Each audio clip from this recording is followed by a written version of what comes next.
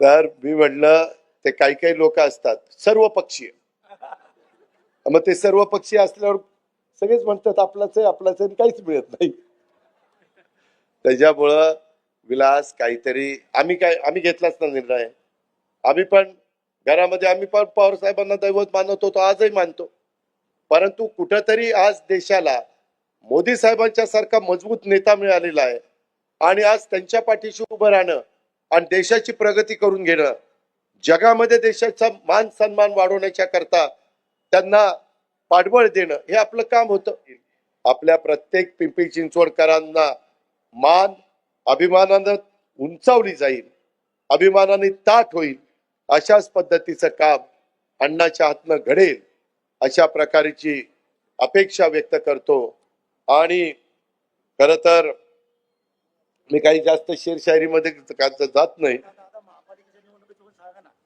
अरे महायुती आहे इथं, पक्षाचा कार्यक्रम असल्यावर काय सांगायचं ते सांगतील, नाहीतर अरे बरोबर आहे बाबा, आज महायुती आहे, त्याच्या संदर्भात प्रत्येकाने आपापलं काम करावं, त्या वेळेस काय सांगायचं ते सांगेल.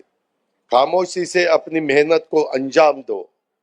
विलास लांडे, खामोशी से अपनी मेहनत को अंजाम दो, कामयाबी शोर मचाएगी.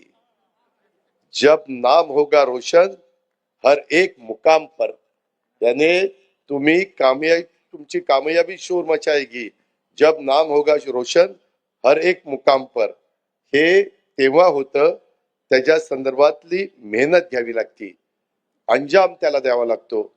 नाहीतर इथं कितीतरी जण म्हणत होते, ती पंडित गवळी पण कानात येऊन दादा विलास कुणाकडे हो,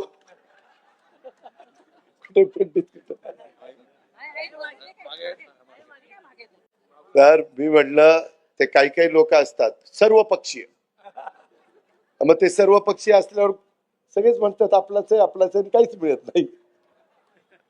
त्याच्यामुळं विलास काहीतरी आम्ही घेतलाच ना निर्णय. आम्ही पण घरामध्ये आम्ही पण पवार साहेबांना दैवत मानत होतो, आजही मानतो. परंतु कुठंतरी आज देशाला मोदी साहेबांच्या सारखा मजबूत नेता मिळालेला आहे आणि आज त्यांच्या पाठीशी उभं राहणं आणि देशाची प्रगती करून घेणं, जगामध्ये देशाचा मान सन्मान वाढवण्याच्या करता त्यांना पाठबळ देणं हे आपलं काम होतं. म्हणून आपण त्या ठिकाणी केलं. परंतु तळ्यात मळ्यात मग ते काहीच कळत नाही. तसं होऊन देऊ नका. तळ्यात मळ्यात न राहिलेला अण्णा कुठे गेला?